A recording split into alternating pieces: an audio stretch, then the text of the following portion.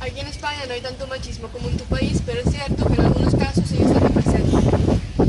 En nuestro colegio nos enseñan que hombres y mujeres somos iguales. Aunque en la sociedad está impartido la igualdad de género, hay ciertos casos como que un hombre y una mujer hacen el mismo trabajo, pero la mujer cobra menos que el hombre. Además, el machismo también está presente en el ámbito deportivo, ya que hay deportes que son considerados más para chicos y deportes considerados más para chicas. Todavía hay mentes que piensan que los hombres son superiores a las mujeres. Y en una pareja, por ejemplo, el hombre maltrata física y psicológicamente a un...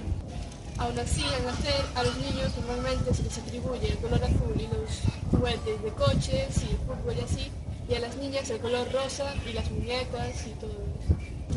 Aquí en España tenemos dos apellidos. El primero es el del padre y el segundo el de la madre. Por lo tanto, al pasar las generaciones se va conservando solamente el